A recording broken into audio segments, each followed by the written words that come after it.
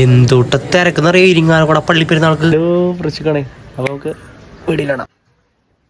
രാവിലെ നാമിയാൻ അവളെ അപ്പാപ്പന്റെ ഫോൺ നാശാക്കിയിട്ട് എന്റെ നേരെ നിക്കുക ശരിയാക്കിയതാ ചുക്ക പറഞ്ഞിട്ട് ഫോൺ ശരിയാക്കി കൊടുത്തടാ. പിന്നെ ഫുള്ള് ഡാൻസ് കളി ആമിയോ. അങ്ങനെ നേരെ കൂട്ടുകാരെ വിട്ടി പോയി. അവനാണെങ്കിലോ ചർമ്മം കുറച്ച് നോക്കണാളാ.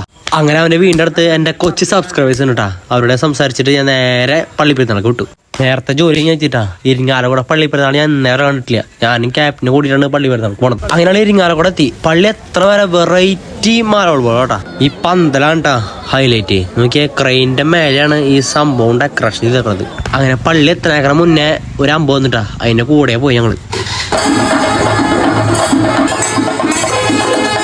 ആ അമ്പനിപ്പം കൊറേ മാലാങ്ങന്മാരുണ്ട് കേട്ടാ. നോക്കിയേ പള്ളിയുടെ ആ മേൽപ്പാലത്തിന്റെ മേലെ എന്തോരം ആൾക്കാരെന്ന് നോക്കിയേ. അതിനാണ് ആ ബാൻഡിന്റെ ഒപ്പം പള്ളിയുടെ അവിടേക്ക് എത്തിട്ടാ. എന്തോരം ജനാന്നറിയോ. പള്ളി നല്ല ഭംഗിയുണ്ട് കാണാൻ.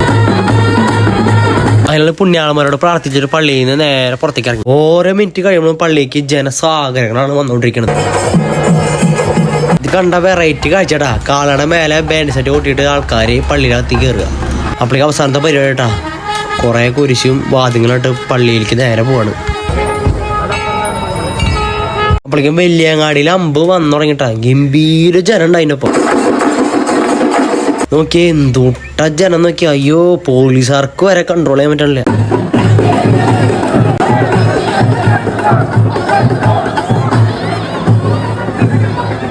അങ്ങനെ ബാൻഡ് സെറ്റ് കൊണ്ടുപോകാൻ പറ്റേണ്ട അവസാനം പോലീസുകാർ എന്നെ ഇടപെട്ടു. അങ്ങനെ പരിപാടികളൊക്കെ നൈസായിട്ട് അവർ അവസാനിക്ക് പോവാണ്. ശനിയാഴ്ചത്തെ കണ്ടാ പന്തൊക്കെ കൊളുത്തിയിട്ട് നേരെ പള്ളിയിലേക്ക് പോവാണ്. എന്തോരം ജനാന്നറിയാം. വീണ്ടും വീണ്ടും ഞാൻ പറയാ എപ്പോഴും ഈ പന്തലാണ്ട ഹൈലൈറ്റ്. നോക്കിയേ ശനിയാഴ്ചത്തെ പരിപാടി മാത്രം തീർന്നോട്ടാ. ഇനി ഞായറാഴ്ച തിങ്കളാഴ്ച ഒക്കെ പരിപാടികൾ കിടക്കാണെന്ന്. അപ്പൊ ശരി പുണ്യാനോട് യാത്ര പറയാണ്.